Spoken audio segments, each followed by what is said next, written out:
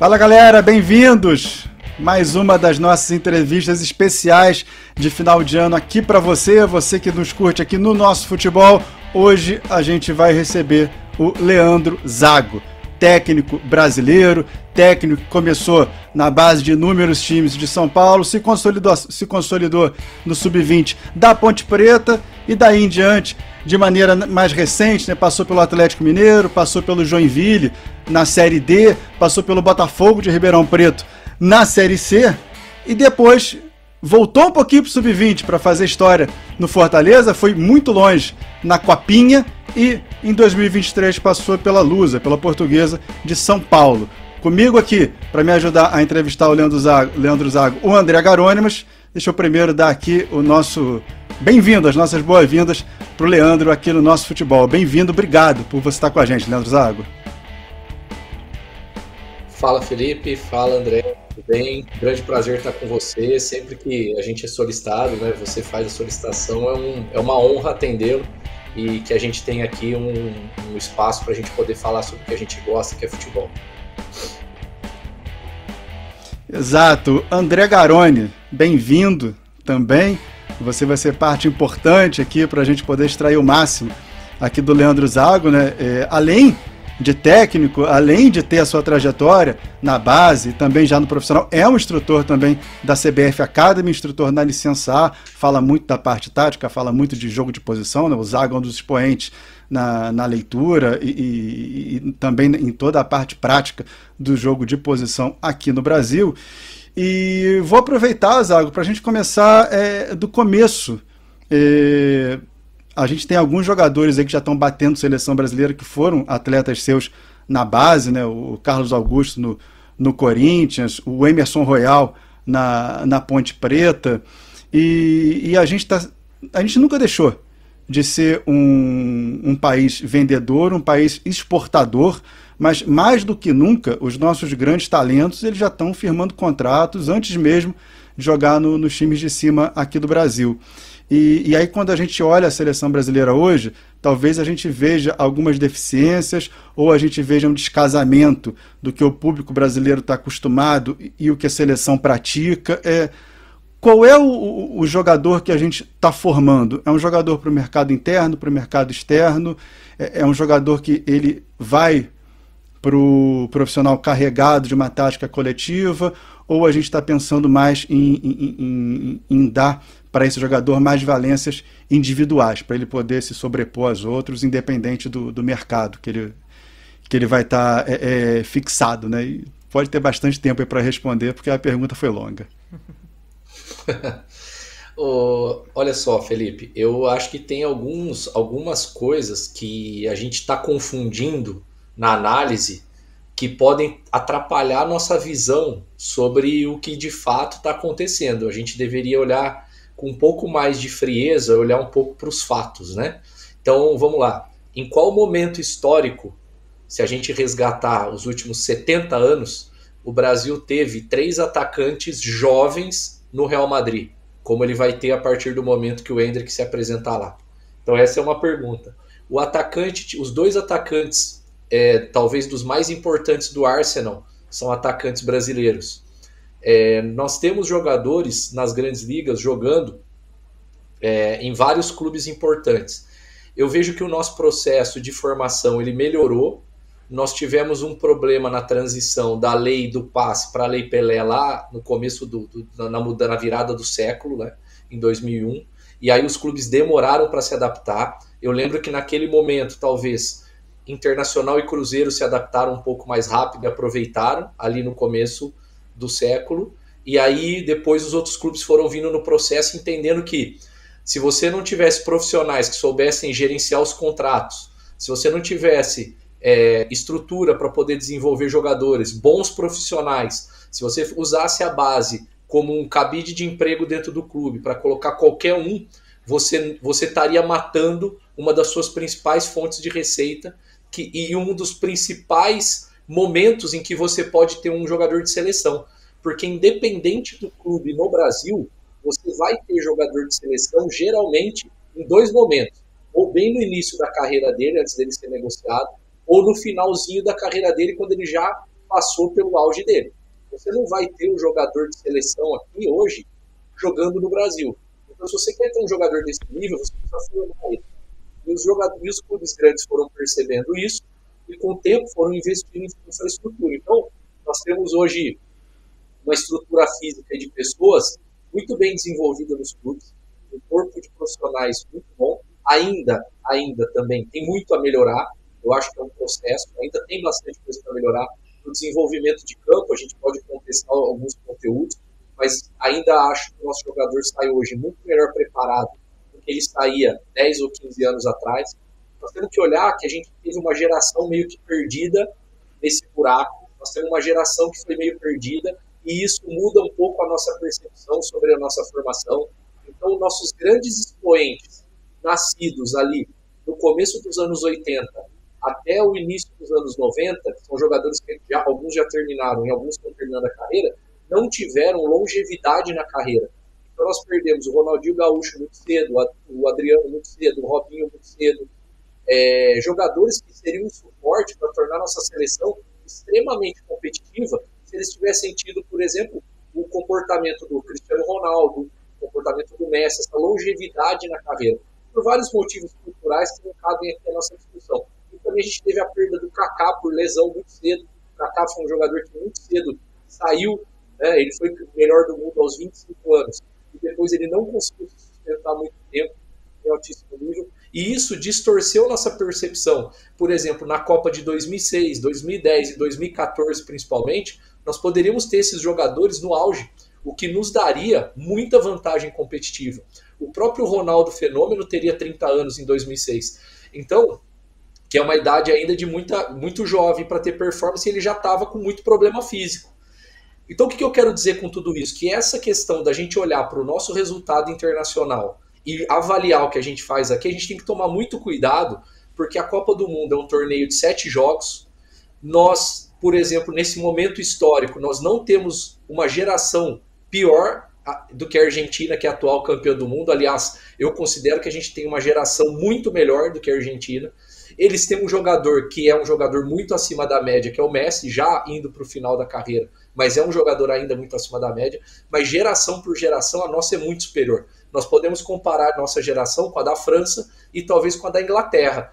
E Portugal, colocaria. Mas em relação à Argentina, a gente está muito à frente. Mas a Argentina foi a campeã do mundo, porque a Copa é um torneio de 7 jogos e quem acha uma equipe naquele mês é vencedor da Copa. Isso não pode distorcer a nossa análise. Muito bem, muito bem. É bom esse tipo de papo, Zago, porque é mais ou menos por aí. E quando eu te fiz a pergunta, que jogador a gente está formando, é exatamente para a gente tentar entender esse momento desse ciclo, né? Se hoje a gente tem um jogador mais bem formado do que no passado, se hoje a gente tem um jogador que ele está indo para fora muito mais cedo, porque o Brasil continua sendo um lugar que exporta e que não tem ainda, embora alguns times já tenham, mas não tem muito poder de manter esse jogador aqui dentro, ou se ele realmente continua sendo interessante desde cedo e cada vez mais cedo para o mercado mundial. Isso entra numa questão econômica. A gente não pode hoje parear nossa moeda, nós temos uma diferença de 1 para 5 ou 1 para 6, dependendo do mercado que a gente estiver falando. Isso vai gerar um impacto, sempre gerou. Nós temos um crescimento econômico dos nossos clubes, isso para mim pode ser muito produtivo para o nosso mercado. Nós estamos falando hoje de clubes, por exemplo, eu vi essa semana a notícia de equipes interessadas em jogadores do Cuiabá, e o Cuiabá pedindo 30 milhões de reais para que consiga quebrar o contrato. Quer dizer, em que momento a gente conseguiu ter isso? Então, essa solidez econômica já está nos dando muita vantagem no continente. A gente vê pelos resultados esportivos que a gente está tendo, principalmente na Copa Libertadores e um pouco na Sul-Americana. E vai nos dar um equilíbrio que clubes grandes hoje no Brasil, que tem muita torcida, já conseguem entrar num mercado que é maior do que os médios italianos, que é maior que talvez ou igual aos pequenos ingleses. E isso vai nos dar uma condição de sustentar. Uma coisa que aconteceu em relação à formação, aí entrando na sua questão, né, além desse fator de segurar o jogador aqui, Felipe, uma coisa que mudou é o seguinte: nós fomos muito beneficiados pela questão cultural. Eu não vejo que a gente teve um planejamento de formação de jogador que nos deu 5 Copas do Mundo. Eu vejo que o futebol funcionava de determinada forma, que a nossa cultura fazia com que o nosso jogo de rua, ele promovia muito o nosso jogador, ele desenvolvia muito o nosso jogador e fazia com que a gente construísse craques, jogadores muito acima da média mundial, para poder disputar essas competições internacionais, para a gente ter os nossos melhores do mundo.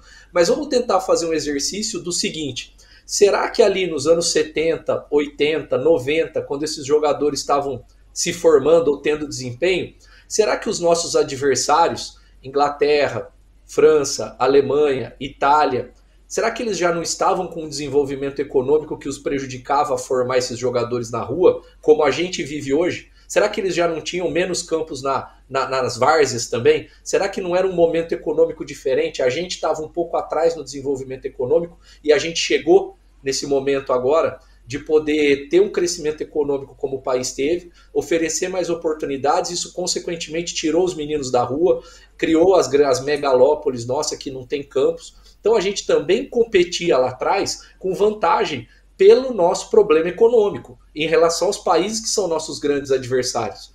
Então nós temos que ver que nós vivemos num momento de vantagem por um problema. Talvez seja muito melhor a gente estar resolvendo, estar nesse crescimento, para que a gente tenha um país melhor e a gente aprenda a trabalhar o jogador dentro desse cenário. Então hoje nós temos que desenvolver o jogador. O jogador que é desenvolvido em academias, nos clubes, em escolas de futebol, ele precisa ter compensado algumas coisas que ele não teve na vivência motora dele do dia a dia. Isso é natural, isso é normal. Então, por exemplo, nós temos que ter processo, uma coisa que a gente nunca foi habituado a ter no Brasil. Algo que a gente vai ver o fruto em 7, 8 anos. A gente está muito acostumado aqui em 3, 4 meses julgar.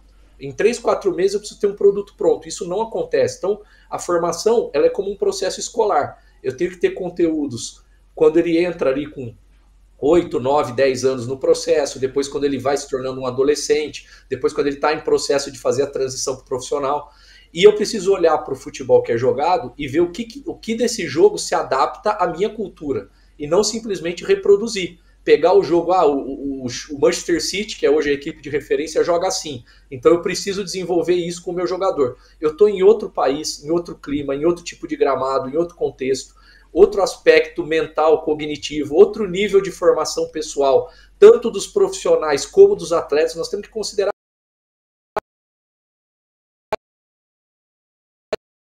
isso. A gente muitas vezes treino para esse atleta, né? E o profissional, será que ele também teve um nível educacional para poder proporcionar isso? Né? Então, essas questões que vão impactar no jogador que a gente entrega, no jogador que chega na seleção e no jogador que vai disputar a Copa do Mundo para a gente, que ela é a ponta do processo. Ela não é o início, ela é a ponta, ela é o produto final de tudo que a gente vai fazer durante 15, 20 anos. Você falou de França, Itália, né? Hoje a gente sabe que a França ainda produz esses jogadores mais marginalizados, né? Você vai para o subúrbio de Montpellier, você vai para o subúrbio de Lyon, né? Que ainda há esses campos. Na Itália, talvez o sul da Itália. Eu moro numa capital que não tem mais campo de várzea. O André Garoni, que está com a gente, mora numa cidade um pouco menor, na região serrana. Não sei se tem campo de várzea ainda perto da casa dele, André. Tem algum campo aí? Você teve... Na minha infância a gente jogava às vezes no terreno de um amigo, no meu terreno, e até esses terrenos vão acabando, né? Vai subindo prédio, você vai expandindo, e até esses pequenos gramados, que não eram gramados realmente, você acaba perdendo aquela brincadeira de você jogar a bola na parede, de você driblar usando o que você tem de recurso, até o meio fio ali da calçada, né? Isso você vai perdendo, acho, com o tempo. E até perguntar ao Zago, primeiro, boa tarde, Zago, sobre isso um pouquinho, que a gente fala muito sobre DNA de futebol brasileiro. Muita gente cobra um DNA que às vezes a gente nem fala realmente qual é esse DNA, talvez o mais próximo seja exatamente essa essência de rua que a gente tinha. Mas com essa evolução de naturalmente a gente passar por um processo de um futebol muito mais organizado e coletivo do que individual, que era anteriormente, a minha pergunta seria, existe realmente esse DNA ou a gente está começando a formar um DNA agora? Aí eu faço até essa pergunta porque... Além de você formar jogadores, você participa do processo também de formação de treinadores.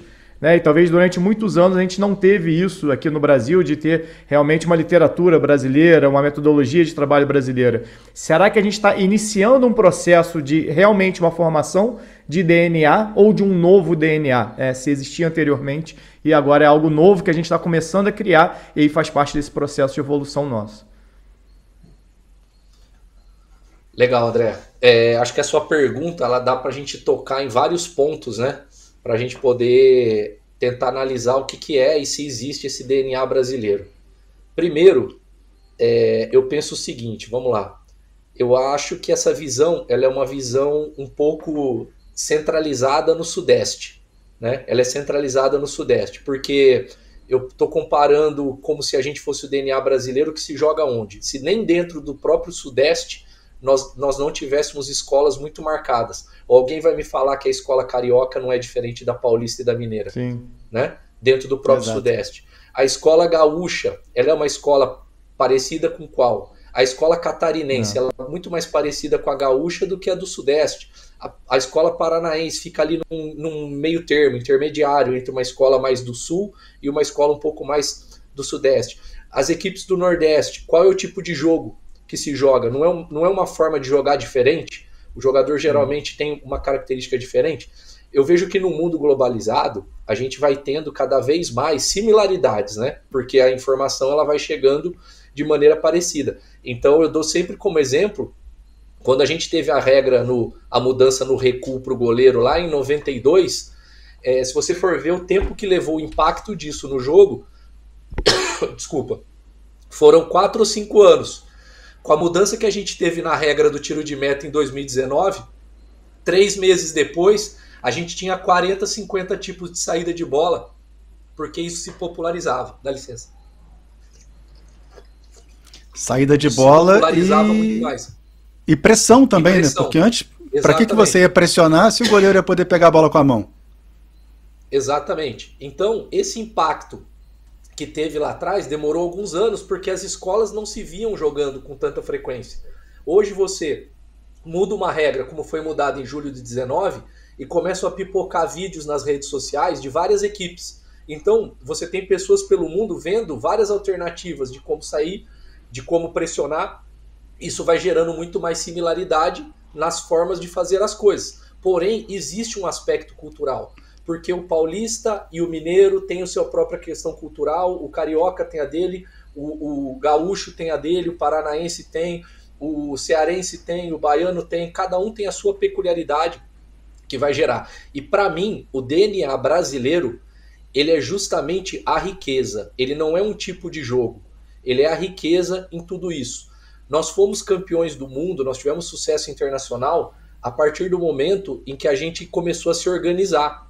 Então a Copa de 58, a Copa de 70, a Copa de 94, elas são muito marcadas por organização, por equipes que eram extremamente organizadas dentro da sua estrutura, né? Se você pegar o que foi feito, os documentos da Copa de 58, eles foram muito acima do que se fazia na época. Em 70, você tem lá os documentos da preparação do Brasil de meses para jogar a Copa. 94, Parreira é um treinador extremamente metódico. Exatamente.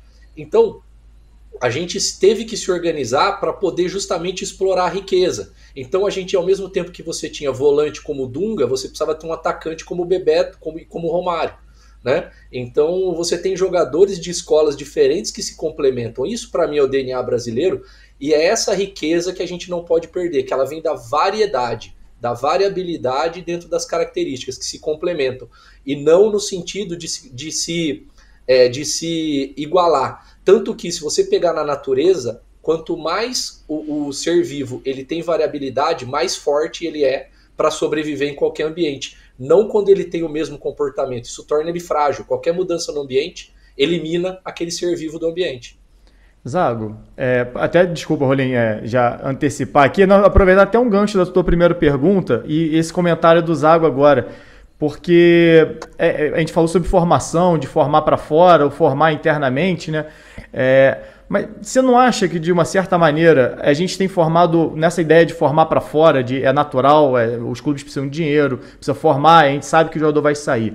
Talvez a gente não esteja formando jogadores muito parecidos, Por exemplo, a sensação que eu tenho é que temos muitos pontas jogando lá fora. A exceção agora, talvez, dessa nova geração de Endrick e Vitor Roque, que a gente está formando um centroavante. A gente teve uma lacuna muito grande, como você falou, talvez não tenha tido aquela passada de bastão, né? Adriano ter parado cedo, Ronaldo parando cedo por questão física, ou já caindo ali de rendimento. Então a gente tem essa lacuna em algumas posições. Talvez acho que o ponto seja esse. Não um problema de formação geral, mas talvez a gente vê até os últimos jogos da seleção com 4 jogadores, na teoria, né, formados como pontas, jogadores de velocidade, Vinícius Júnior e Rodrigo jogando por dentro, Martinelli aberto com Rafinha, enfim. Será que a gente não está, de uma certa maneira, formando jogadores muito parecidos e perdendo um pouquinho dessa capacidade de ter mais variações? Dificilmente a gente forma um meia, por exemplo. É claro que não tem a obrigatoriedade de você jogar com meia, mas a gente viu, por exemplo, o Everton Ribeiro indo para a Copa, o Veiga sendo constantemente chamado, são dois jogadores do Brasil, né? Nem são jogadores que a gente forma para fora. Talvez nessa ideia de formar muito para fora, a gente não esteja perdendo também jogadores com outras capacidades que lá fora não vão ter mercado, mas para a gente serviria, inclusive para a seleção.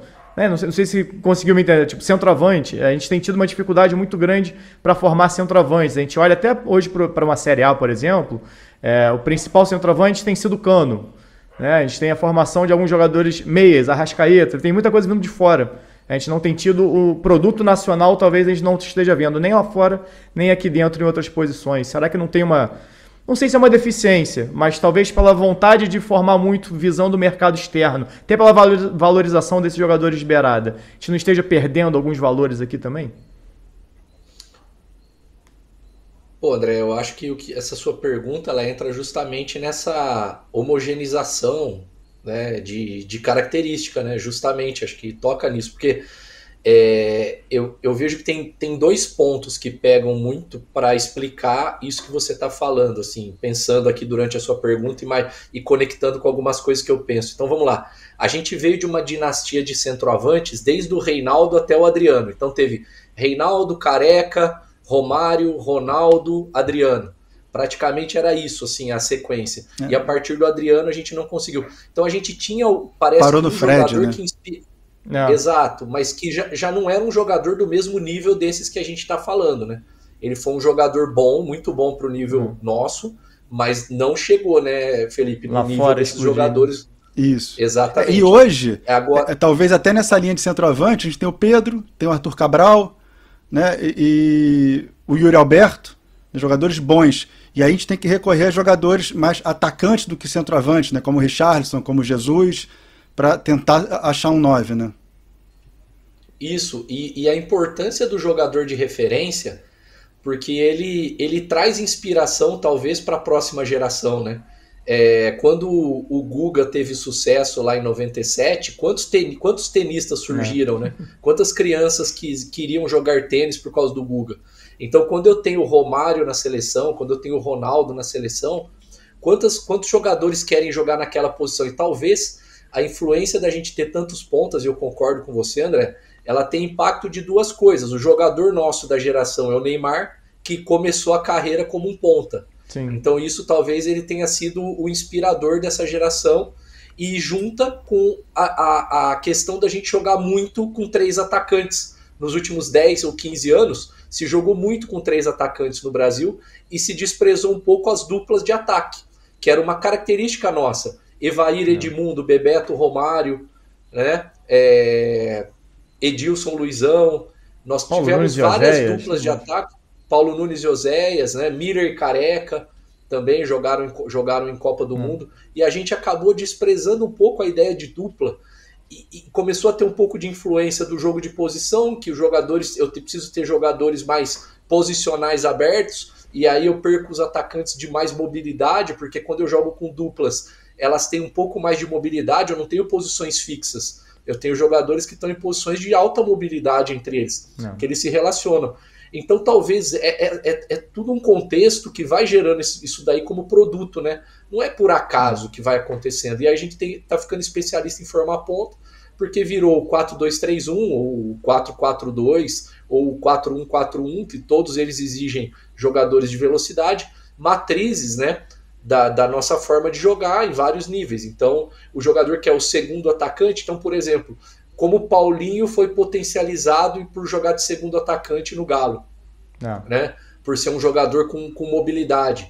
E nós podemos pegar outros exemplos ali que a gente pode ter, né, no campeonato brasileiro, de jogadores que quando ele tem mobilidade, ele consegue jogar muito mais porque ele trabalha mais identificando espaço livre do que criando espaço livre.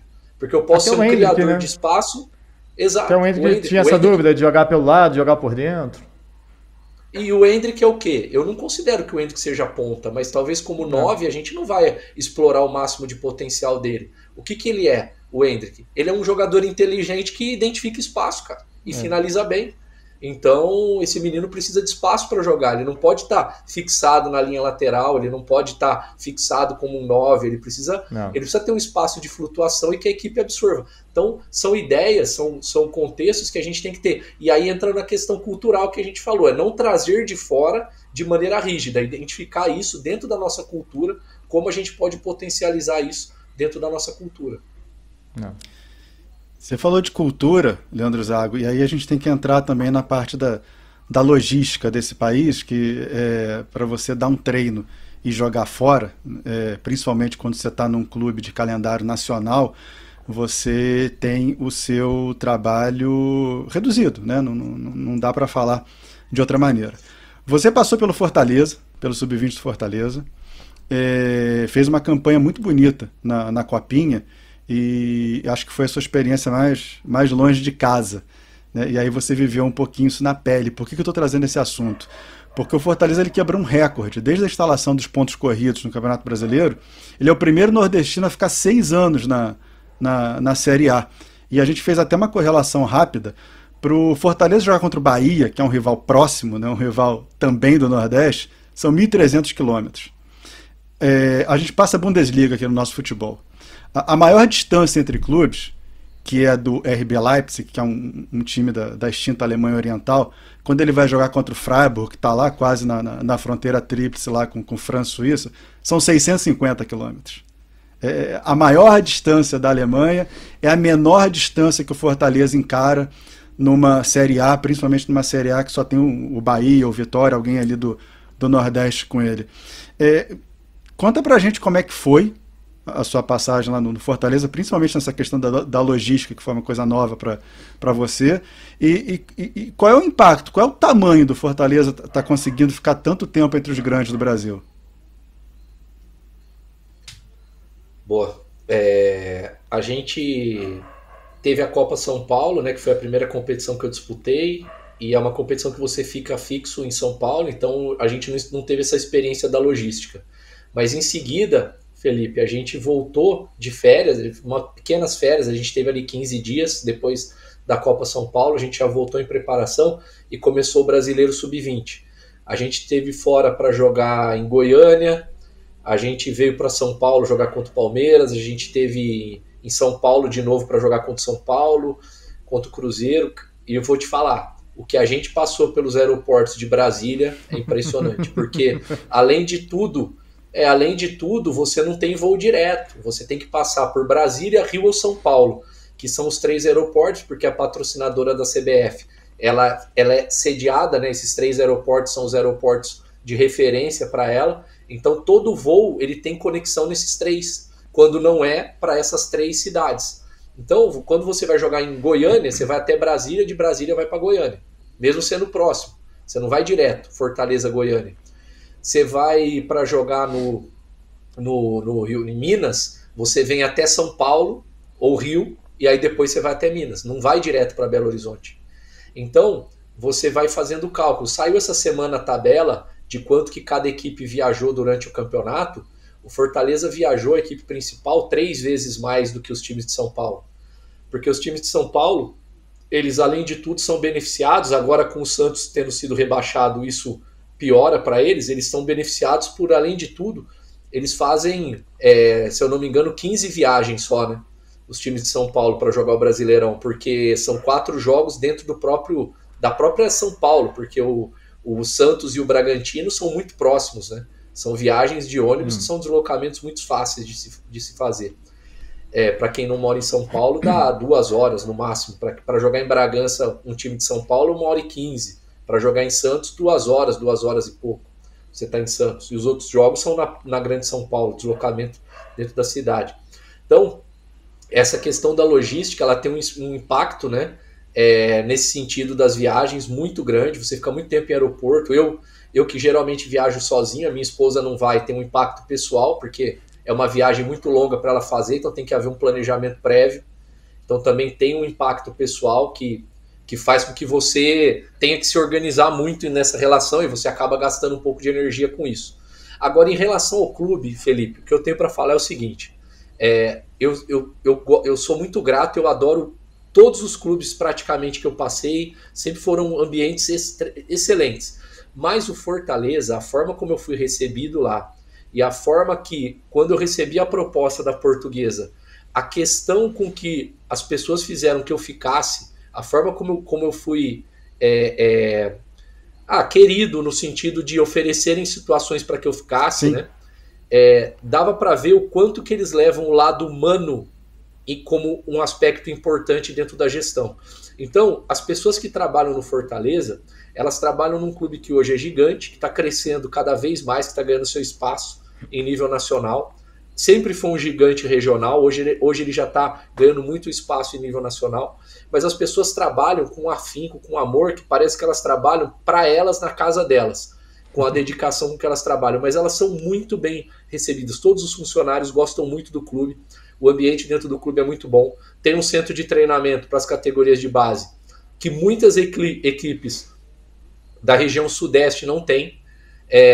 Tem um espaço para o treinamento da equipe principal, que foi todo reformado e está muito modernizado, para que a equipe principal possa trabalhar, é mais central na cidade de Fortaleza. O centro de treinamento da base, ele é na Grande Fortaleza, se eu não me engano, Maracanaú, o nome da cidade que fica, que é na Grande Fortaleza, tá? Se eu não estiver enganado no nome da cidade.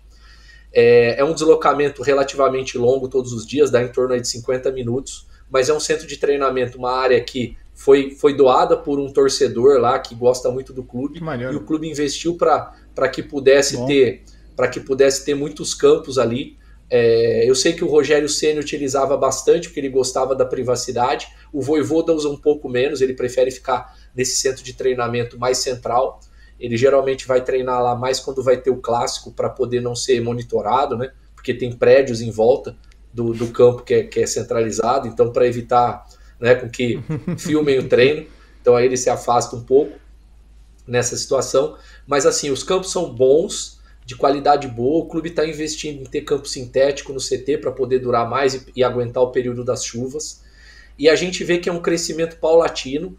Ele começou a ter esse investimento nas categorias de base. Eu fui trabalhar com o Agnello, que eu tinha trabalhado com ele na base do Corinthians lá atrás, 10 anos atrás, e eu fui trabalhar com ele. Já foi uma mudança de visão do Marcelo Paz em relação a investir na base, quando ele levou o Agnello 3 anos atrás, para que ele começasse a melhorar os processos. O Agnello saiu esse ano, mas o clube continua nesse crescimento. E tem todo esse investimento em pessoas, em estrutura física. Eu, por exemplo, a comissão técnica que a gente trouxe para a Copa São Paulo, para poder dar todo o suporte em relação a fisiologista, fisioterapeuta, analista de desempenho, eu tenho certeza que a gente estava ali num top de pouquíssimas equipes que tinham um grupo daquele tamanho para poder fazer o trabalho na Copa São Paulo. E tudo isso que foi importante para que eu pudesse, inclusive, aceitar, né? Quando veio a proposta de saber as condições que a gente teria para poder ser competitivo.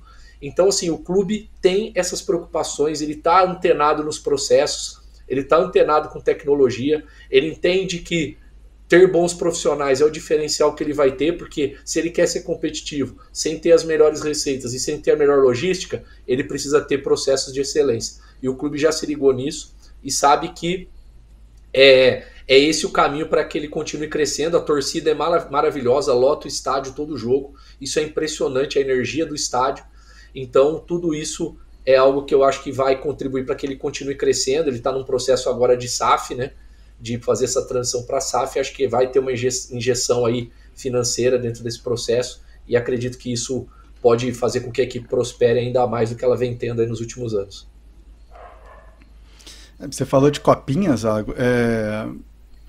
Tendo a própria característica do torneio de ser um tiro curtíssimo, você ir para um torneio desse sem um fisiologista para entender a recuperação do jogador, né? Sem um fisioterapeuta para recuperar o quebrado, sem analista para já te entregar, né, o que você precisa saber do próximo adversário, né, sem você perder o seu tempo, né, 2, 3, 4, 5 horas para montar, né, um plano de jogo específico, né?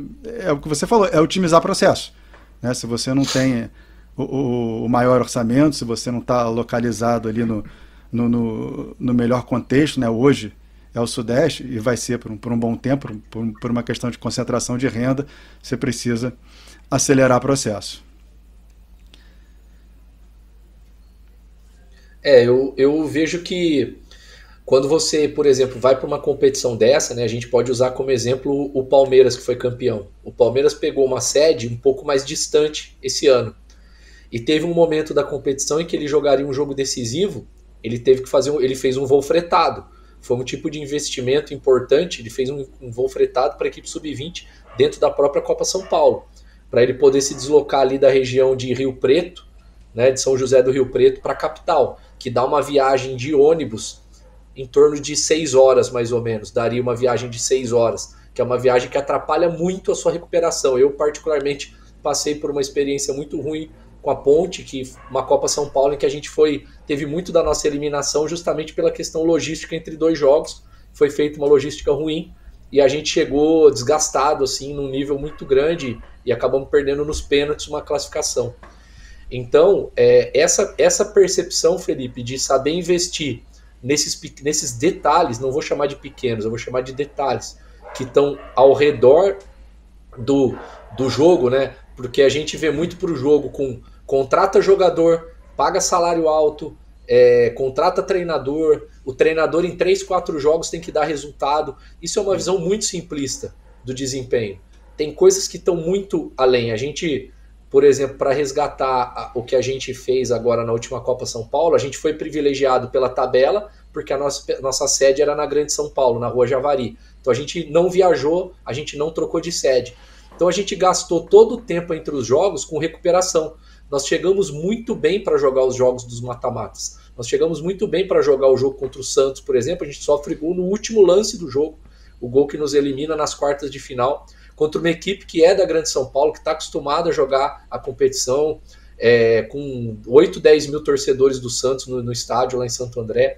Então o que fez a gente conseguir sustentar desempenho foi o que você falou. Boa informação, a gente tinha uma análise de desempenho muito boa, que trazia informação rápida e com qualidade para a gente poder discutir. Uma fisiologia e uma fisioterapia que trabalharam integradas na recuperação, acabavam os jogos, toda a suplementação de jogadores, todos os processos de descanso, o que cada atleta ia fazer durante o período de recuperação, de maneira individualizada. Esse são parte do grupo tal, que vai fazer tal tipo de recuperação. Esse e outro precisam disso. Esse precisa de reforço com a fisioterapia para poder recuperar de uma pancada, ou de um entorse, ou de uma pequena lesão que poderia evoluir para uma lesão maior que tirasse de jogo. Então, o desempenho hoje no futebol, ele está muito ligado em você estar antenado nisso. E o papel nosso como treinador é integrar, supervisionar. Eu já fui preparador físico, eu já fui analista, eu já fui auxiliar. Hoje sou treinador, né, há bastante tempo. Então, assim, vivi esses papéis, tenho um bom conhecimento dessa área física e sei o quanto que ela é importante para você poder ter desempenho e elevar desempenho. Então eu respeito muito a recuperação do atleta. Eu sei o quanto que ela é chave, porque o jogo que eu quero construir, o jogo que eu exijo, vai definir o resultado que a gente vai ter. O quanto o jogador conseguir entregar fisicamente para pressionar, para ser agressivo, para chegar na área, para estar concentrado os 90 minutos. Hoje os acréscimos prolongaram o jogo pra caramba. Então a gente tem que estar preparado para tudo isso. E você não vai conseguir ter isso só com o trabalho do treinador, só com o trabalho tático, de maneira isolada, e você não tendo outras áreas que vão atuar ali no suporte do que o jogador tem que fazer. Zago. André Garoni, uma última pergunta aí para a gente chamar o intervalo.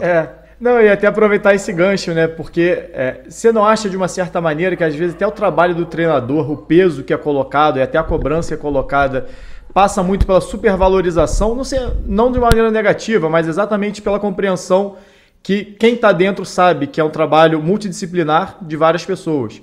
e que quando não dá certo, ou quando às vezes não é nem não dar certo, né? Quando o resultado não vem de maneira imediata, acaba sobrecarregando e sobrando exatamente para o treinador. Você acha que ainda tem muito dessa cultura dentro dos clubes?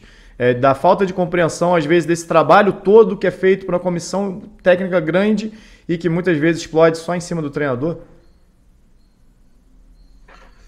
André, acaba tendo que a supervalorização ela tem o lado positivo e o lado negativo. Hoje você vê salários absurdamente altos para os treinadores.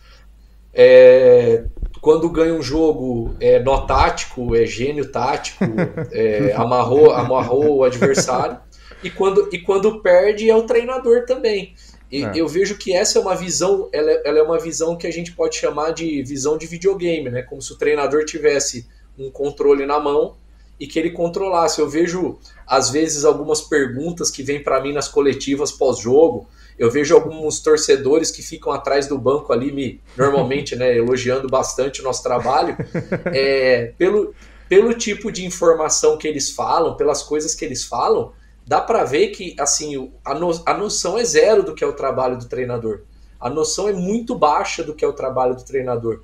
É como se tudo que acontecesse no jogo, você pediu para que acontecesse, e tudo que não acontecesse, você não pediu para que acontecesse.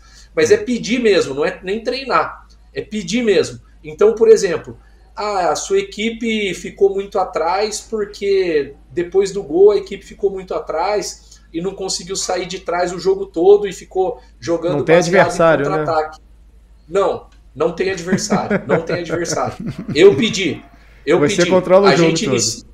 Isso, a gente inicia o jogo, a gente faz 20 minutos espetaculares pressionando, a gente faz 1-0. Aí eu tenho a genial ideia de, hora que eu faço 1-0, falar pro meu time, vem todo mundo para trás agora e vamos ficar esperando os caras aqui. Vamos abrir mão do jogo que fez a gente dominar o adversário até agora e vamos ficar aqui atrás defendendo.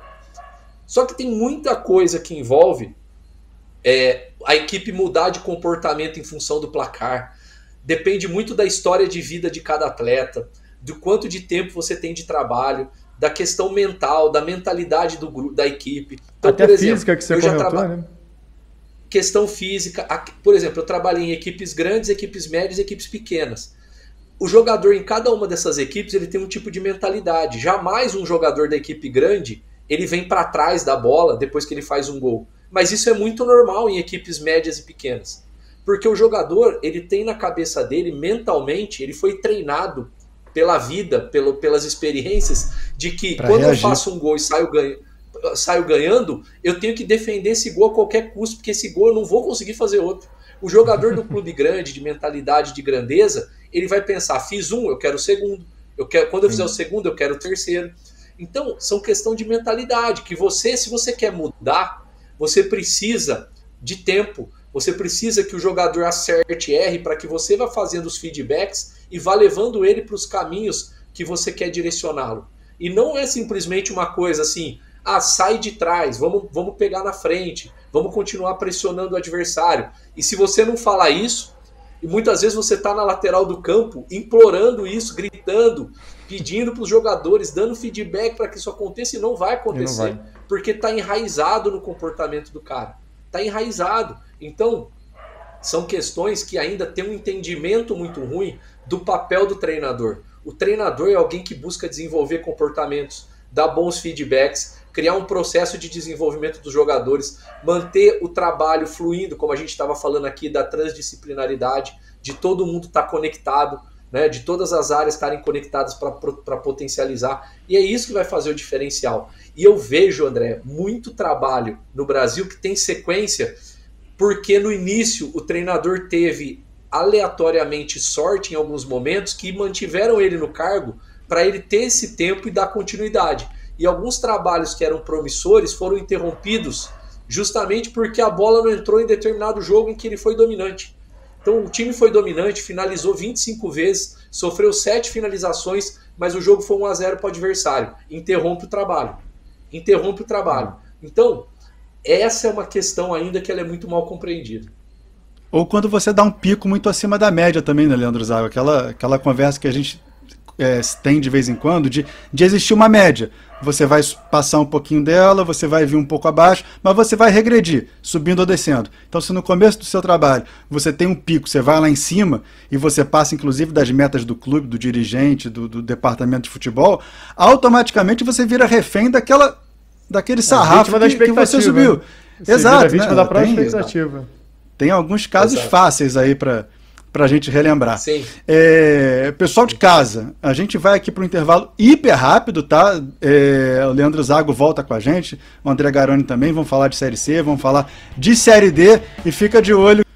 Voltamos aqui com mais um bloco, a gente está recebendo o Leandro Zago aqui no nosso futebol, eu estou aqui com o André Garoni, a gente está batendo um papo aqui muito bacana sobre a carreira do Zago, sobre como que ele entende o futebol, as suas experiências como técnico, e o Zago treinou na Série C em 2022. Né? O nosso futebol passa a Série C, passou em 2023, vai passar em 2024. E, Leandro, você veio de um ótimo campeonato paulista com o Botafogo de Ribeirão Preto, uma pontuação que eu acho que o clube não tinha feito, ou não tinha feito nesse formato, né? Porque os estaduais eles vão mudando de formato.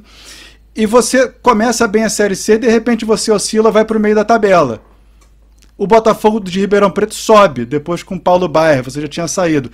Vai ser mais uma daquelas histórias que a gente nunca vai entender se precisou mudar de técnico ou se foi uma oscilação e o time subiria normalmente, porque aqui no Brasil a gente não dá esse tempo, e na Série C o tempo é menor ainda, dado que o regulamento da Série C não é um regulamento de 38 rodadas, é um regulamento mais curto, então o tempo relativo da Série C é menor ainda para o treinador? Olha, Felipe, eu vejo que ele é menor principalmente para treinadores que têm o meu perfil. Eu não fui jogador de futebol profissional, então a torcida geralmente não me conhece. Eu tenho uma carreira muito construída nas categorias de base e não consolidada no profissional. Então, nessa hora da instabilidade, é muito mais fácil trocar um treinador com o meu perfil do que um treinador consolidado, por exemplo. Eu tinha uma pontuação muito melhor do que a do Filipão nos primeiros 10 jogos pelo Atlético Mineiro, né? E só que alguém vai trocar o Filipão com 10 jogos, né? Ninguém vai trocar o Filipão com 10 jogos, entendeu? Então, e aí mérito, claro, dele, eu não estou querendo me colocar, né? Nem tenho a pretensão nesse momento de me colocar, né, nas condições do Filipão. Agora, eu entrei para jogar contra o Floresta na 4ª rodada, a gente era líder da Série C. E eu fui demitido na 7ª rodada. Então, da 4ª para a 7ª, eu saí de liderança para demissão. E acho que o Paulo Baier tem muito mérito no acesso, tá? É o mérito dele, ele subiu a equipe. Mas vamos lá, acho que são fatores importantes. Chegou o Baier, chegaram 3 titulares em posições que eu considerava que eram importantes já na transição do Paulista para a Série C. Né? Eram posições que a gente via que eram lacunas da equipe. Né? Lateral direito, um zagueiro canhoto e um centroavante. Então eram posições que a gente achava que eram necessárias para que a equipe fosse mais competitiva. Então também tem isso. Quando o Leandro bate na mesa e pede o jogador, não tem o mesmo peso do Filipão. Então não é só o tempo. Né? Não é só o tempo que acaba pegando. Mas assim, foi para mim muito legal a passagem pelo Botafogo, por causa disso que você falou. O Paulistão, aliás, eu sou o único treinador desde que o Botafogo virou SA que começou e terminou um Paulistão. Vai ter uma chance nova agora, né? O Paulo Gomes, né? O português que está lá, porque nenhum outro treinador conseguiu começar e terminar um Paulistão, então vai ser um desafio. E aí, em relação à pontuação, a gente conseguiu 50% de aproveitamento, ficamos em 6º lugar na classificação, estando ali entre as 4 folhas, talvez, de menores ali da competição. Estando na Série C, num campeonato que hoje tem muito time de Série A e B. Tinham 9 equipes entre Séries A e B que jogaram a competição. Então foi muito legal a campanha. A gente acabou perdendo a final do interior para o Ituano, mas foi muito legal a competição. E quando você fez uma pontuação que você só não passaria de fase no seu grupo, né? Qualquer outro grupo você passava de fase, né, com a pontuação que vocês fizeram. Isso, e acho que em um grupo a gente seria líder, inclusive. Passaria como líder. Em um dos grupos a gente não só passaria, como seria o primeiro do grupo. Né? Mas no nosso grupo a gente acabou tendo Ituano, Mirassol e Palmeiras três equipes que geralmente vão bem, né, que fazem bons campeonatos paulistas. A gente sabia que uma vaga praticamente definida, que era do Palmeiras, e que a gente brigaria por uma segunda vaga. E aí você falou da Série C, a gente acabou perdendo o Joaquim, que hoje está no Santos. A gente perdeu ele para o Cuiabá, ele era do Cuiabá, retornou de empréstimo. E nós tivemos o Emerson, que saiu, nosso volante titular, que foi um dos melhores da posição do Paulista, para o Bahia. Nós perdemos. E nós perdemos um outro zagueiro que era importante, que era o Joseph, que foi para Tombense jogar o brasileiro da Série B. O Joseph, que até infelizmente, me parece aí recentemente, saiu o nome dele aí nessas pesquisas, essas reportagens aí que estão vendo aqueles envolvidos com os esquemas de aposta. Vamos ver aí no julgamento, né, de como que... Mas foi uma pena, porque o nosso sistema defensivo foi desestruturado para a Série C. A gente precisava reorganizar o sistema defensivo. Então a gente começou a Série C até sofrendo um pouco mais de gol do que a gente sofria, mas a gente ainda conseguiu ter uma solidez. E como você falou, é uma competição diferente, né? Vocês acompanham bastante. Ela é uma competição com jogos semana a semana, então você tem semana cheia para treinar, você consegue recuperar mais o jogador, apesar da logística da Série C ser uma logística muito complicada. Então, por exemplo, quando você vai de Ribeirão jogar em Pelotas, como nós fizemos, você tem 5 horas até o aeroporto para você pegar de ônibus, você vai de São Paulo para Porto Alegre e depois você tem mais 3 horas de ônibus até Pelotas. Então, assim, as logísticas são ruins, mas você tem uma semana para recuperar, o que acaba compensando. E piorou, hein, Leandro? Entender. Piorou. Porque agora é grupo único. Agora você vai de Erechim a Manaus, né, na primeira fase. Isso, mas eu peguei, né? Em 22 foi também, né? Em 22 foi o primeiro. 22 foi o primeiro, isso. 22 foi o primeiro. Tanto você jogou contra o Floresta, E ao oposto da Série A, né? Na Série A é muito concentrado no Sudeste, né? Na Série C a gente já pega o Brasil inteiro com poucas equipes. Então, para quem está no Sudeste é quem viaja o Brasil inteiro, né? Como no caso do Zago com o Botafogo, né? E outro detalhe, André, além de viajar, você não pega equipes de capitais quase. Você pega poucas equipes de capitais. É diferente da Série A, que tem muita equipe de capital. Então, além de você vai para alguma cidade e aí você se desloca de ônibus. E no caso, por exemplo, da logística do Botafogo, tirando uma exceção ou outra, não tem voo de Ribeirão. Então, ou ele tem que se deslocar para Campinas, 3 horas de viagem, para poder pegar no aeroporto de Campinas, que é mais difícil, ou 5 horas até São Paulo para pegar um voo em Guarulhos ou Congonhas. Então a logística tem um deslocamento sempre grande. Então isso é um detalhe importante que você tem que considerar. E uma coisa, ô Felipe, a gente acho que até conversou meio rápido uma vez sobre isso, eu estava ainda no Botafogo, uma coisa que me chamou a atenção foi o tipo de jogo. Teve uma mudança muito grande quando a gente sai do Paulista para a Série C, em relação ao tipo de jogo. Eu não sei o quanto que você vai querer explorar em detalhe, mas assim, a gente teve uma adaptação também em relação à forma de jogar. A forma como as equipes do Paulista, porque para quem não acompanha tanto no detalhe, o Paulista hoje, ele seria como se fosse quase uma Série B, pelo investimento das equipes. Você tem os times de Série A e o restante das equipes acabam tendo ali um nível de Série B, algumas um nível ali perto de Série C. Então, tecnicamente, é um campeonato mais qualificado. Quando a gente foi para a Série C, o tipo de jogo, houve uma adaptação, porque a nossa forma de jogar precisou de ajuste. As equipes, elas progridem muito por fora, elas põem a bola na sua área com muita frequência, ninguém se preocupa em construir muito, em passar muito. Então, assim, foram adaptações que a gente teve que ir ajustando e que geraram um problema. Então, vou jogar contra o Brasil, que até foi uma equipe rebaixada lá em Pelotas, nós tomamos um sufoco, porque era um tipo de jogo que a gente não estava habituado a jogar. Né? Então a gente teve que fazer ajuste ali durante o jogo, porque a gente estava acostumado com outro tipo de adversário. Né? Então, por mais que você veja no vídeo, por mais que você antecipe, por mais que você prepare, e a gente viu isso, a gente analisou, há um detalhe que é de hábito, de você estar jogando contra equipes que têm o hábito de jogar de determinada forma. Você acha que isso é um peso, Zago? Desculpa, Rolim. Até para o treinador jovem como você, que está nessa transição, a gente falou muito de transição de base, né, de profissional, de formação de jogador, mas para os treinadores jovens também, que acabam iniciando em séries inferiores. Você tem essa dificuldade, você sente uma dificuldade também quando você vai para uma série inferior, talvez menos técnica e mais física, até pela questão de gramado também, acho que isso tem um peso muito grande. Como é que você vai fazer uma saída curta, uma construção lá de trás, num gramado às vezes muito mais irregular do que você está habituado? Você acha que isso é uma dificuldade também para o treinador, principalmente o treinador mais jovem, que talvez venha dessa formação mais próxima do que é o futebol hoje, né? Assim, numa ideia de construção, vindo de trás, passe curto, enfim. Você acha que isso dificulta esse processo do treinador de montar uma equipe que às vezes você vai tentar colocar isso em campo e aí você enfrenta essas dificuldades extras, né? De times mais físicos, gramados mais complicados de jogar? Ô André, essa sua pergunta, ela abre para uma questão que a gente pode discutir. Eu vou te propor um exercício aí para você fazer em algum momento. Pode olhar como tem bolhas as divisões.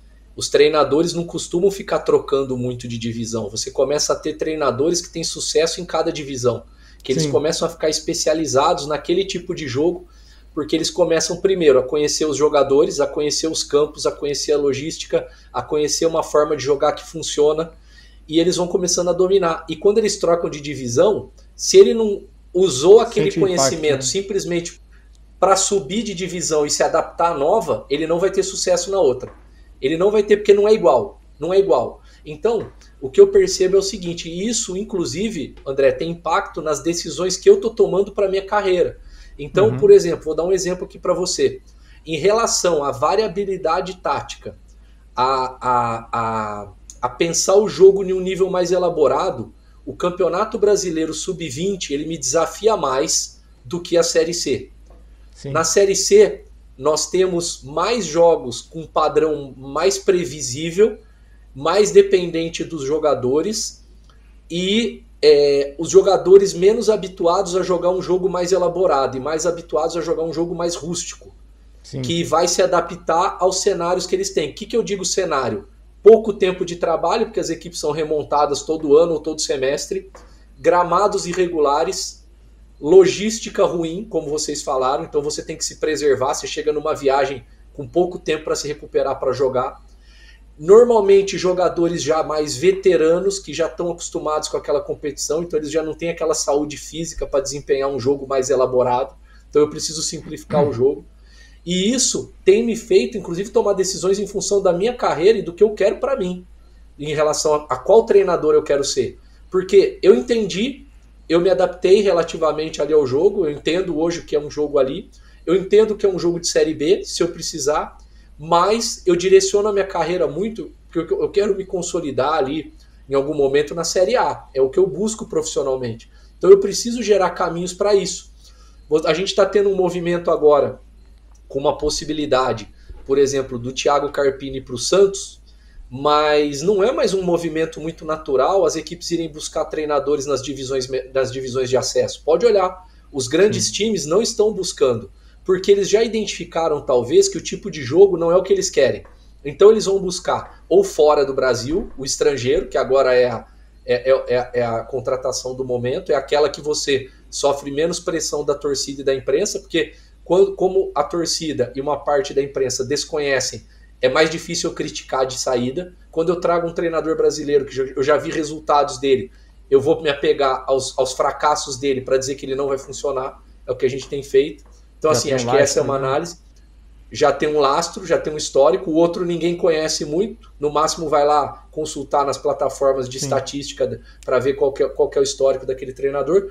Ou vocês podem ver como tem muitos times terminando o brasileiro, já é o segundo ano seguido, eu acompanho muito isso, com interinos que são ou auxiliares da casa ou treinadores de sub-20, que estão ficando ali. Então você pode pegar aí que tem acontecido muito isso. Porque o time prefere terminar com o auxiliar da casa ou com o treinador do sub-20 do que trazer um treinador brasileiro e sofrer pressão na reta final do campeonato. Porque para trazer um estrangeiro para 7 jogos, ele não vai conseguir. Ele não vai conseguir um bom daqueles que ele gostaria que fosse, né, aqueles que ele deseja. Então o que ele faz? Para não sofrer esse movimento, ele já meio que aceita que ele vai terminar com aquele profissional. Então isso tem me feito, proporcionado algumas reflexões em relação a qual o caminho melhor para chegar, qual o tipo de decisão que eu tenho que tomar, o que tem construído melhor os treinadores, né, para poder chegar melhor preparado na Série A. Então essa análise ela tem sido feita Por mim, e aí eu tenho olhado muito também, ontem eu estava até vendo uma entrevista do treinador do América do México, que é brasileiro, para quem não conhece, o André Jardine, que é um treinador moldado na base, construído na base, não teve uma oportunidade de verdade no profissional, foi muito rápida a oportunidade que ele teve no São Paulo, onde ele simplesmente amassou trabalhando na base, ele conquistou todos os títulos possíveis praticamente para um treinador de base e não tiveram o tempo para poder oportunizá-lo. Ele foi para seleções de base e ele foi campeão olímpico e isso abriu espaço para ele no mercado internacional. Então, é um caminho que eu acho muito interessante e que eu vejo que ele tomou boas decisões, porque ele conseguiu escapar desse mercado que tem destruído muitas carreiras promissoras de treinador e tem colocado a competência de muita gente em xeque, porque eu acho que isso é um problema, porque aí o torcedor já vai avaliar com preconceito. Sim. Você falou de mercados específicos para técnicos, Leandro, e aí eu dei um sorriso, o André também deu aqui, os dois meio que ao mesmo tempo, porque durante o ano, na Série C, a gente começava assim, Luizinho Vieira saiu daqui, daqui a pouco ele aparece ali. Sérgio Soares caiu aqui, Sérgio Soares vai aparecer lá. Gerson Testones, que foram 3 ou 4 times. Né? Catalá apareceu aqui, depois apareceu lá. Trouxeram o Catalá de volta porque ele tinha ganhado com o Mirassol. Trouxeram o Paulo Baier de volta para a Série C, para o Figueirense, porque ele tinha subido o Botafogo de Ribeirão. Aí, de repente, tinha uns 4 técnicos campeões de Série C, e o que a gente falava sobre os técnicos é o que a gente fala sobre SAF. Né? Tomara que eleve o nível, mas com 20 SAFs na Série A, uma vai ser campeã, 4 vão cair. Né? Então, a gente está interessado em elevar o nível, o resultado ele vai continuar acontecendo. Né? A tabela vai ter a parte de cima e a parte de baixo. E é isso, né? A Série C ela tem um jeito diferente de jogar, e até para arredondar esse assunto, Leandro, você falou da questão do veterano, que ainda tem um espaço ali, também porque os jogos são mais espaçados. Então, quando você tem um jogo, quando não tem nenhuma bagunça no calendário, muito mais de semana a semana do que quarta, domingo na Série C, você consegue ter jogadores que vão prolongar a sua vida profissional na Série C e vão entregar até bons jogos, porque vai ser um jogo que não vai ser tão rápido, vai ser um jogo que ele vai conseguir um espaço de bola parada que ele não teria nas divisões de cima, porque praticamente você não vê mais falta ali na entrada da área nas divisões de cima, mas na Série C tem muita, e tem ali ainda quem faça o seu gol de falta, quem faça uma graça na bola parada. Então, esse jogador ele ainda vai ter ali um espaço na Série C? Felipe, eu acho que você meio que matou aí o porquê, né? Com certeza, eu trabalhei na D, que também era de uma semana, na C. O jogador que tem dificuldade com recuperação, ele joga no sábado, ele vai voltar para o campo para jogar no outro sábado ou no outro domingo, ele volta para campo na terça ou quarta-feira. Ele praticamente, os 2 dias pós-jogo, ele utiliza para a recuperação completa dele. Ele não vai para o campo 48 horas pós-jogo. Né? Nem para fazer nada que seja que ainda a gente usa as 48 horas pós-jogo como um caráter de recuperação. Nem para isso, né? Nem para isso. Ele acaba usando mesmo na semana cheia para se recuperar mesmo. Então, acho que essa questão a gente tem, né? Para quem está nos acompanhando, para ter uma ideia, cada divisão que você desce, então A para B, B para C, você tem uma distância percorrida menor. A gente tem a impressão, né, que as divisões são correrias, né? A Série B é mais correria do que a C é mais do que a B. Na verdade, elas são de mais contato físico, não de mais correria. E o ciclos de posse menores, né?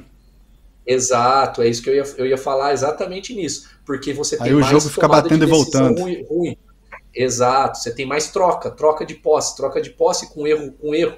Em função, primeiro, claro, do jogador, que o nível vai sendo filtrado pelas divisões, pela qualidade do campo, pelos ambientes, pela qualidade também dos trabalhos, da experiência de jogo de cada um.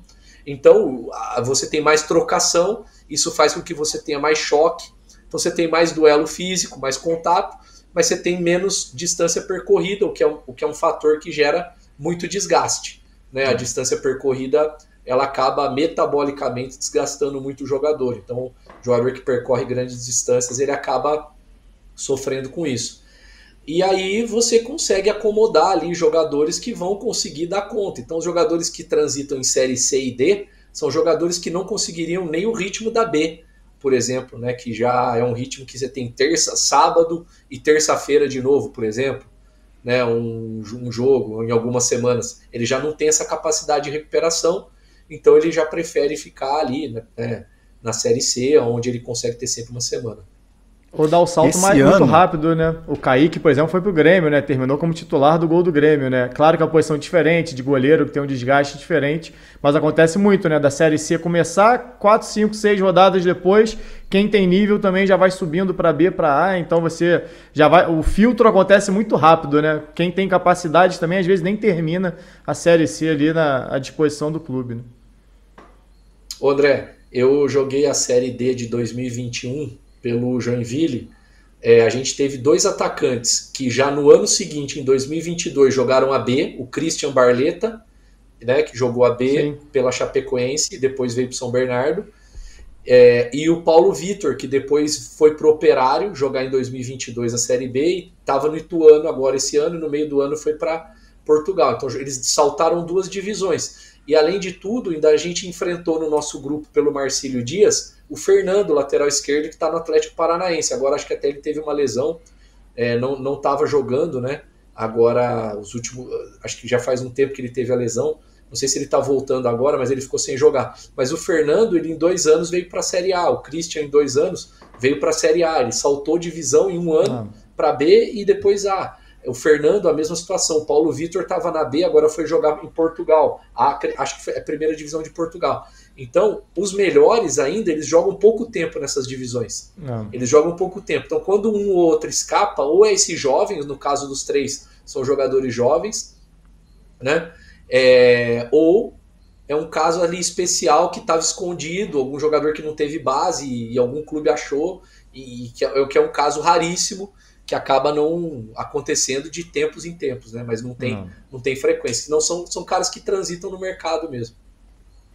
Eu achei, André, que você fosse perguntar para o Zago, você foi no Kaique, né? Eu iria no Sassá. Eu acho que o Sassá não subiu de divisão, até por conta das escolhas que ele fez extracampo, né? Mas nitidamente, Leandro, tomada de decisão muito mais inteligente que os demais, impulsão absurdamente melhor, arranque dele, um arranque, sabe, uma potência de Série A, conversão de finalização em gol de Série A ou de Série B, fixação de zagueiro, aí ele trocava a marcação, os zagueiros não entendiam, a briga pelo primeiro pau, ele estava sempre na frente. Sobrou a Série C inteira e fez o Amazonas campeão.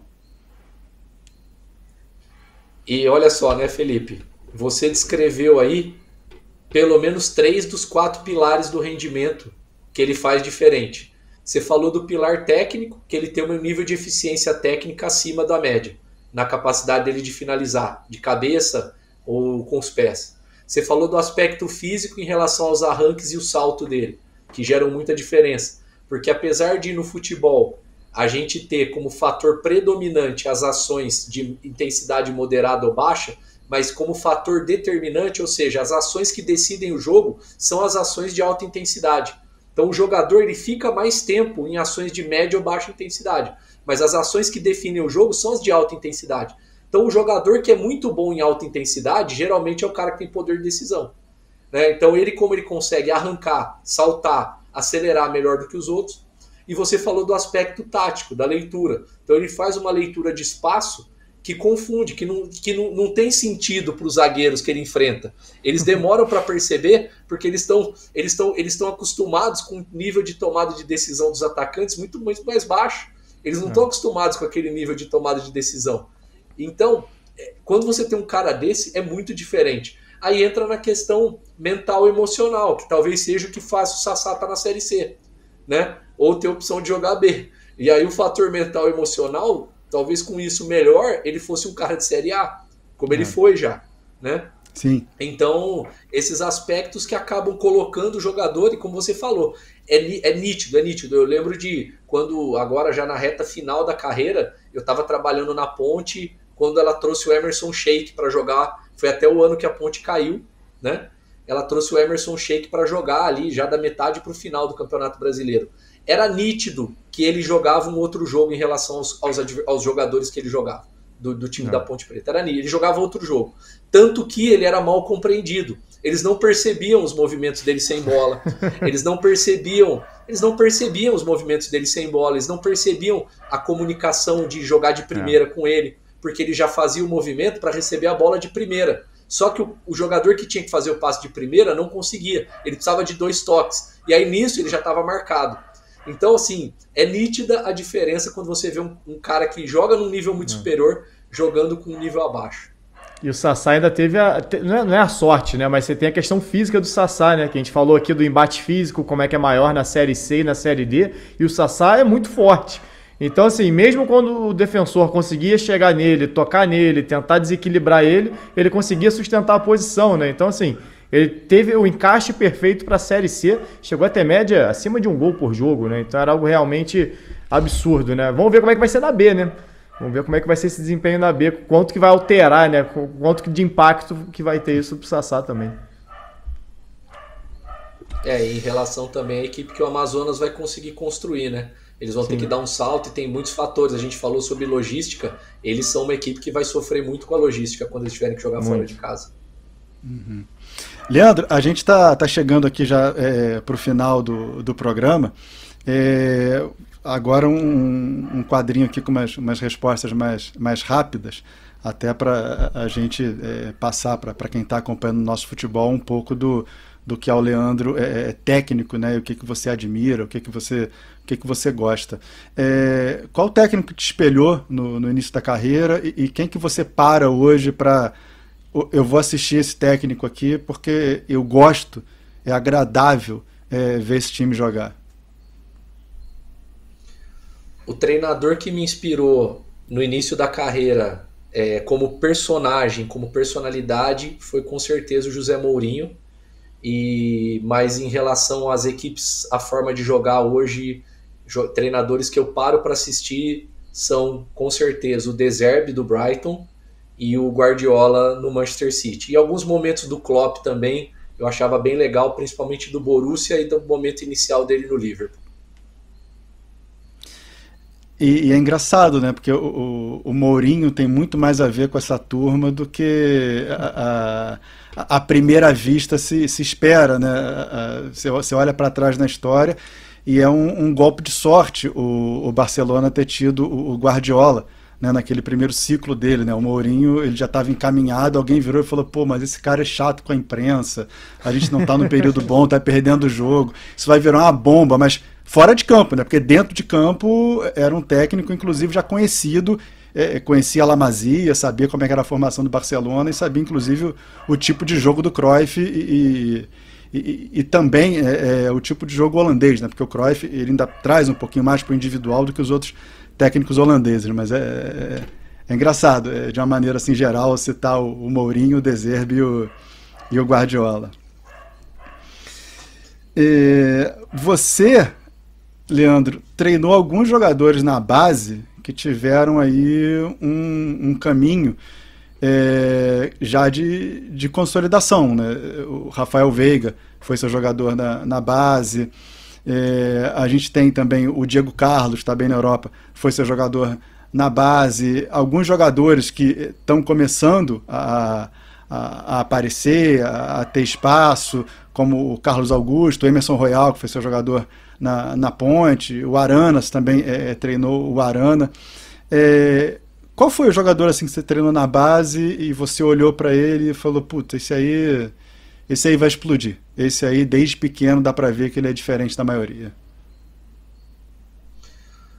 Eu tenho um jogador que ele tá de volta no Corinthians, que é o Maicon, que eu trabalhei com essa geração na base do Corinthians, né? Do Arana, do Maicon e do Malcom. Eram os 3 jogadores nascidos em 97, que a gente tinha no nosso time sub-15. E o Maicon era um jogador que me impressionava. E eu penso que o Maicon não teve a carreira que se esperava dele, apesar de ser uma grande carreira, de jogar em grandes clubes, devido às lesões que ele teve no joelho ainda na base. Com 17 anos ele teve, 16 para 17 anos ele teve a primeira lesão de cruzado.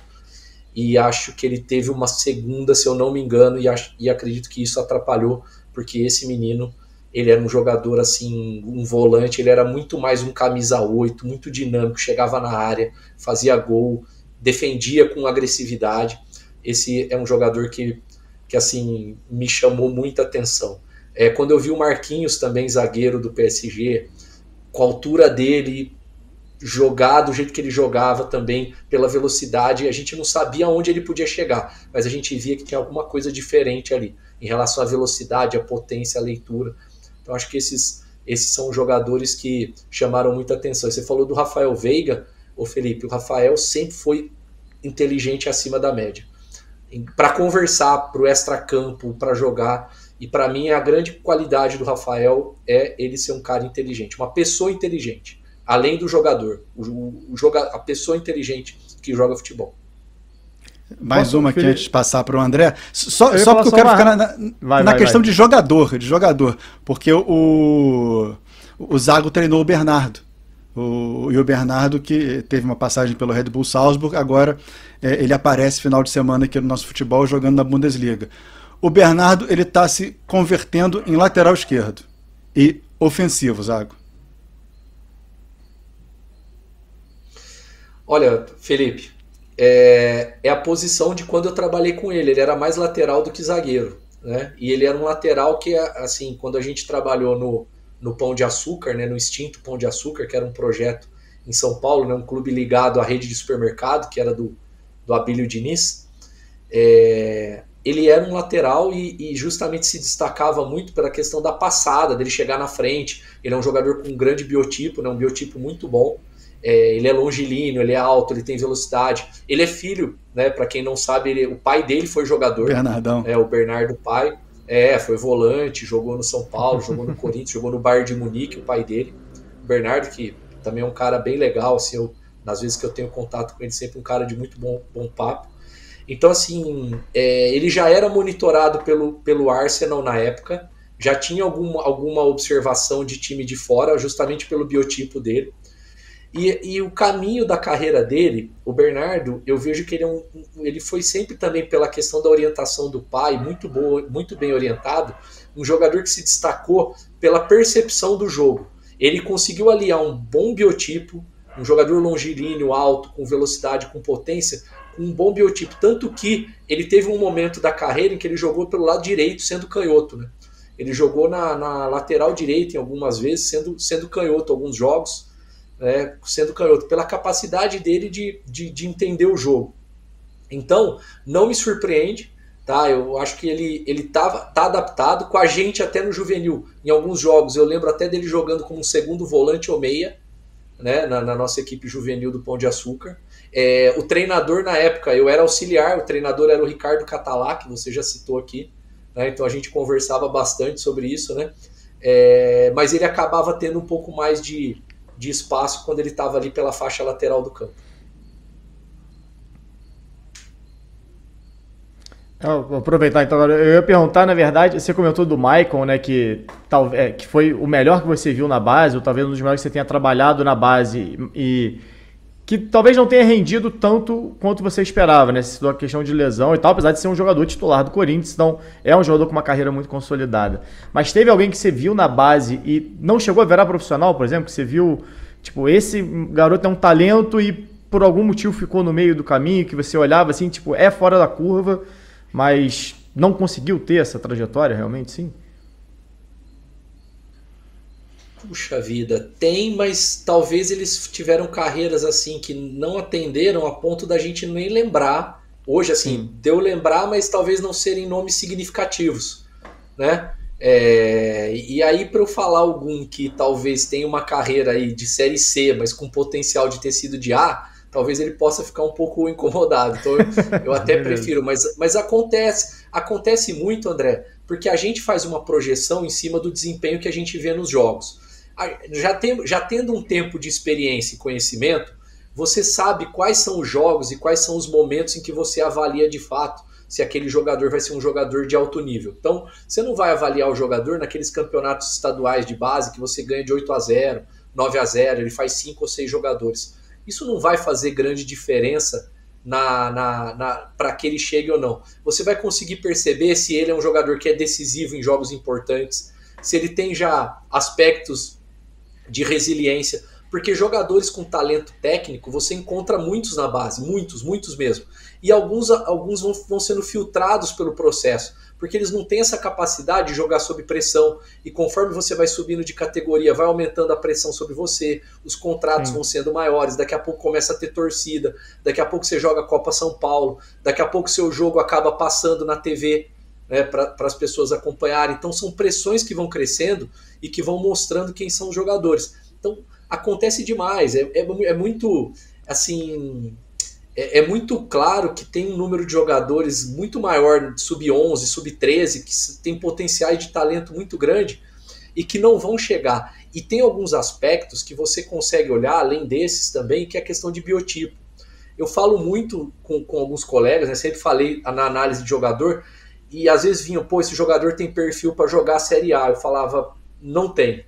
Ele tem perfil técnico de Série A, ele tem leitura de jogo de Série A, mas imagina ele num estádio hoje dos melhores da Série A, num gramado molhado, com a bola correndo em velocidade altíssima, com esse biotipo que ele tem, ser mais baixo, coxa muito grossa, panturrilha muito grossa, um jogador de ombro muito largo, mais baixo, mais atarracado. Então você começa a identificar que tem um perfil físico para você ver, para o jogador conseguir ter sucesso. Aí você pode me citar a exceção da exceção. Sempre vai existir. Nós estamos falando de potencial. Então a gente não pode excluir ninguém, nós temos que oportunizar todos. Porém, existe uma predisposição de que determinados perfis vão colocar mais jogadores para jogar na Série A. Então existe um perfil técnico, um perfil físico, um perfil mental, um perfil tático que o jogador tem que atender. E aí você vai ter mais. Fugindo de alguns deles, pode ser que um ou outro consiga chegar lá, mas eu vejo como exceção.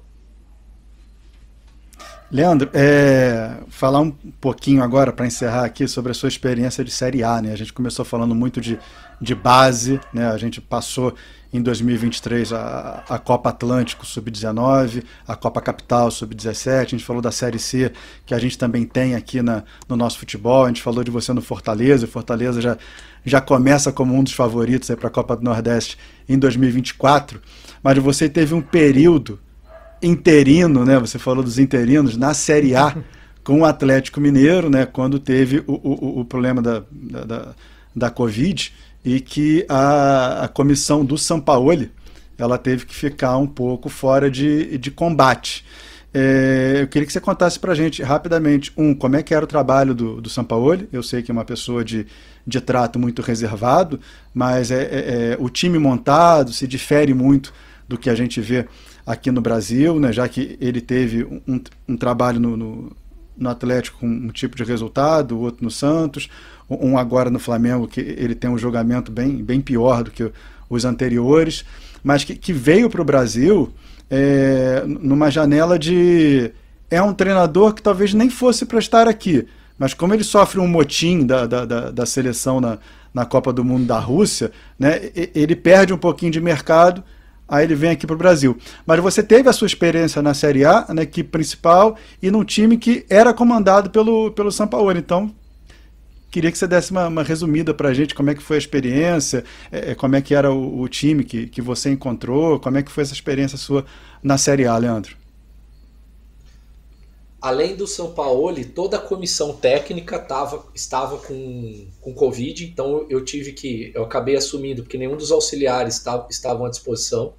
E, se eu não me engano, Felipe, 11 ou 12 jogadores também, dentre esses vários titulares, também estavam com Covid.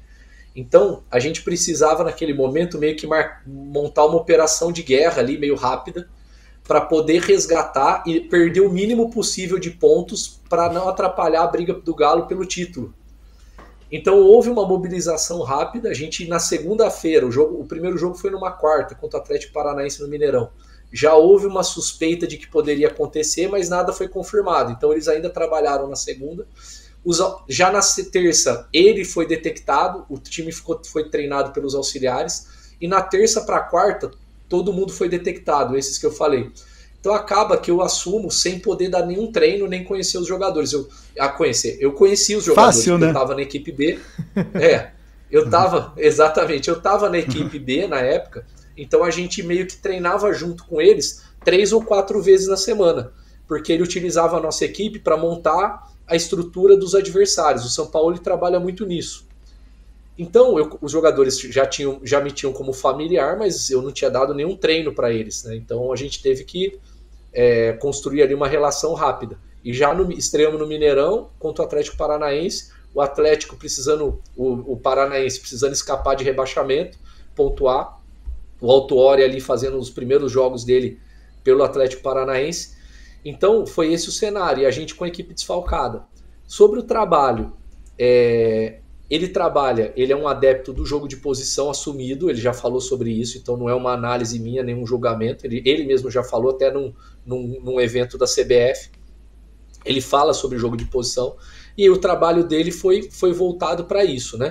Então, eu tenho um bom domínio sobre o jogo de posição, foi até legal que você falou isso lá no começo, porque aqui no Brasil existe uma confusão que é a seguinte: você falar sobre algo naturalmente implica que você utiliza algo, entendeu? Então, assim, se eu falo sobre jogo de posição, eu sou um adepto de jogo de posição, eu só sei jogar como jogo de posição. Sendo que eu não identifico o meu trabalho como um trabalho voltado para ter o jogo de posição como base do meu trabalho, né?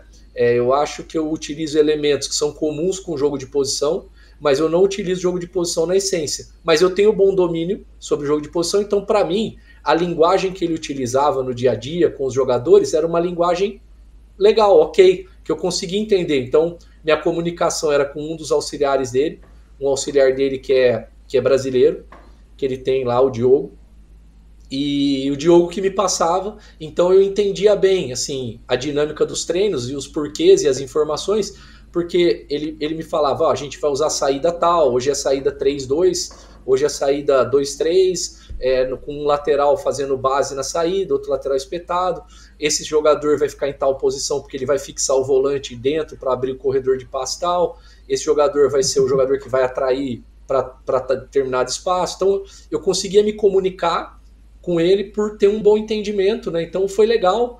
O primeiro jogo nós perdemos para o Atlético Paranaense, caiu uma tempestade no Mineirão, nós perdemos, aí a gente conseguiu empatar contra o time do Ceará. Pior lá no cenário Ceará, possível, né? Pior, sem dar treino, temporal, time todo desfalcado por Covid. E o André, um jogo baseado em posse, né? Um jogo muito baseado em jogo curto, né? Em posse um jogo e muito poça, baseado né? em jogo curto. Exato, né? Exato, e não tinha, né? As poças paravam a posse, não tinha como você jogar. E aí, contra o Ceará, a gente empatou, e depois do terceiro jogo contra o Botafogo, nós conseguimos a vitória e eu entreguei a equipe na liderança, né, do campeonato. Depois o São Paulo tinha um jogo atrasado, venceu, passou a gente, mas a equipe, depois do jogo do Botafogo, termina na liderança do campeonato. Inclusive, tem uma curiosidade nesse jogo, Felipe e André, que quem era treinador do Botafogo era o Ramon Dias, desse time do Botafogo. E foi justamente nesse jogo, o Ramon não estava fazendo o jogo, porque ele estava afastado por problema de saúde, quem fez foi o Emiliano, e foi justamente nesse jogo que o Botafogo demite o Emiliano e o Ramon, né? O Ramon Dias, foi depois desse jogo. Então foi um trabalho curto do Botafogo com eles, e agora você vê o trabalho que ele fez, né, no Vasco da Gama, e salvou a equipe do rebaixamento. Então teve essa curiosidade. Mas foi isso, assim, foi um processo de uma semana. Eu recebi os treinos, eu fazia reunião à noite com o auxiliar dele, reunião longa aí, de 1h30 por vídeo, para ele me explicar todos os exercícios, toda a dinâmica. O feedback que eles me deram foi muito bom no final, em relação a como foi conduzido, a como foi executado o trabalho. Eles gostaram bastante da condução, né? Eu recebi esse feedback através da comissão, através do Alexandre Matos, que era o diretor de futebol naquele momento. Então o Alexandre, né, foi falado para ele isso. Então para mim foi muito produtivo, foi muito rico, e eu tenho saudade da Série A, viu, Felipe?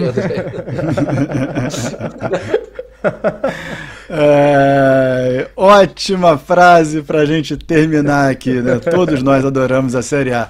Senhoras e senhores, Leandro Zago aqui com a gente, um dos nossos entrevistados especiais de fim de ano aqui no Nosso Futebol. Você esteve comigo, você esteve com o André Garoni, você esteve com o Leandro aqui com a gente. Leandro, obrigado demais pelo seu tempo, por tudo que você passa, pelo seu estudo, pela sua simpatia. Boa sorte, bom 2024 para você e, podendo, a gente chama de novo. Eu que agradeço, Felipe, é um prazer ter estado com vocês nesse tempo, com você, com o André, com o pessoal do Nosso Futebol, e obrigado mais uma vez pelo convite, um excelente final de ano para todos. Maravilha. E para vocês de casa, também. Até a próxima. Oi?